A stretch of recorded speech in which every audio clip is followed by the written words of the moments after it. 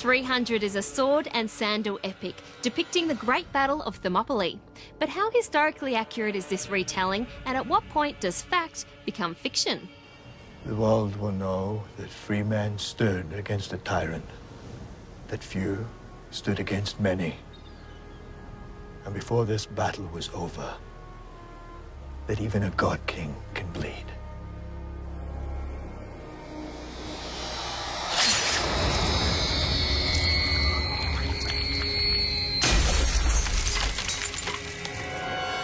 I think the thing with the film 300 is that the filmmakers have come out and said, look, it's 90% real and 10% embellishment.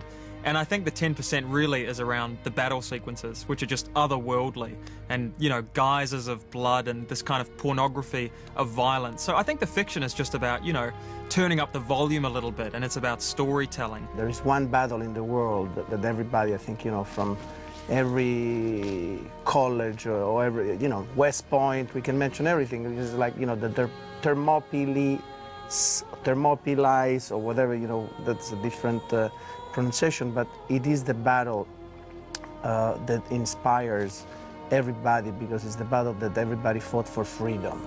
Pushing the boundary of truth and fictionalising fact is nothing new, and Hollywood has embraced that blurry line with great success. I think when you can get thousands and millions of people coming into the multiplex, you do have the ability to change minds.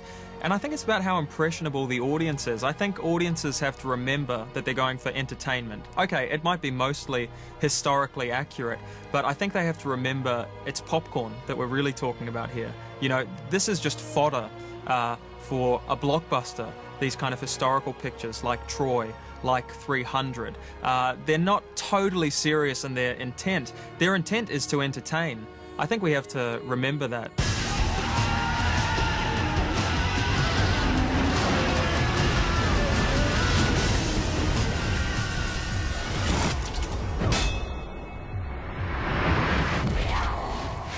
And entertain they do.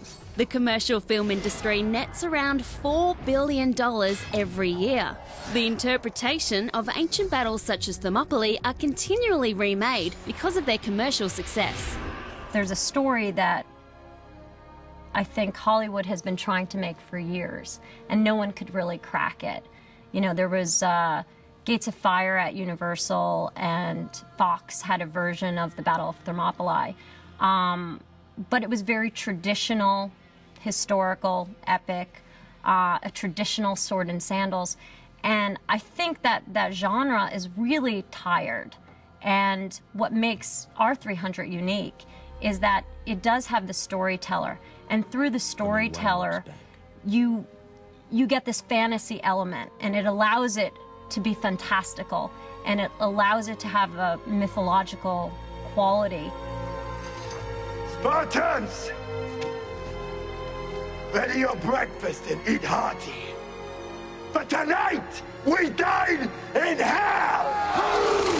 But when it comes to more recent conflicts, the care taken in accurately telling the story is open to greater scrutiny. We tend to be quite forgiving with really ancient historical pictures, Ben-Hur and Troy and Kingdom of Heaven, when you see hundreds of thousands of men in perfect unison racing across a field to engage in battle. It may not exactly have looked like that in reality, but we tend to accept that. We tend to accept the grandness of the storytelling. It's a little bit more confrontational when you look at a film like Letters from Iwo Jima.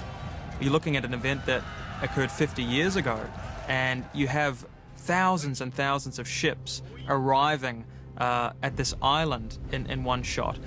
This may not actually have occurred on such a scale, and I think it's a little bit uncomfortable for people to think that they're being manipulated, particularly when we're dealing with a relatively recent event. It just seems like now in recent history they're starting to revisit their history and look into these things, because for years they just sort of laid quiet on it. And I think they thought it was rather odd that an American wants to come and do a story on a Japanese general and all that.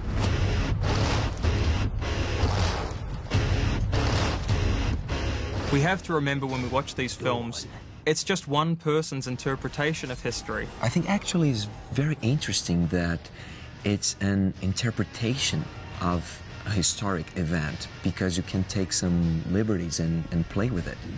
So I thought it was a great idea. This was the beginning of a process for me, and now I'm a fanatic over military history. And I feel like a student. I've been reading about everything from Troy to Okinawa, and it just gets better. Studying military history is studying human history, because most of what we do is kill each other. We do what we were trained to do, what we were bred to do, what we were born to do. If there's anything in a film that is historically inaccurate or questionable, immediately on the internet you've got thousands and thousands of blogs going up, and you've got people talking about it and debating about it. There's not much room to hide these days, it seems. Let's face it, the greatest blockbuster of all time is, of course, the Bible. Stories are passed on from generation to generation, whether it's retelling the Bible, retelling the story of Ned Kelly, retelling the story of Sparta. At the end of the day, no film is going to be 100% accurate. They should try to be as close to history as possible, but I think we just have to recall it's entertainment. That's what these movies are made for. They're there to thrill us, to exhilarate us, to stimulate us, to make us ask questions. That's the role of movies. Do not forget today's lesson.